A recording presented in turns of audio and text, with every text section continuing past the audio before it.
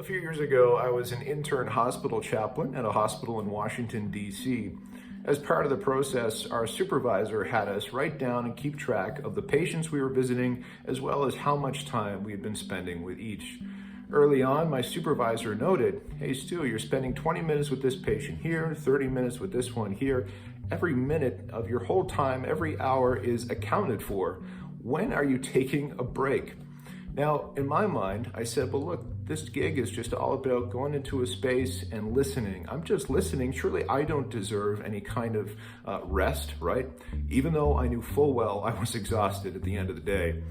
Today we have this incident in the gospel where Jesus has healed a leper. In his compassion and his kindness, of course, he's going to bring healing and wholeness to someone who has asked him for it. He does kind of say, hey, look, don't tell everybody about this right off the bat, but the leper does just that. What we note here, though, is Jesus is now spending time in deserted places. It's what it says at the end of the gospel. And we're reminded, too, of that time that Jesus went up to a mountain to pray. In other words, there's a moment where Jesus himself expresses these human limitations, where he needs to kind of break away to rest, to pray, and to do what he needs to do to be well enough to return to ministry and to life.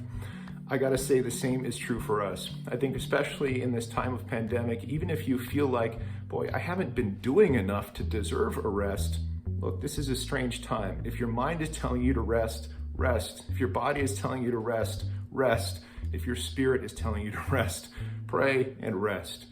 If Jesus can do this, so can we. God bless you.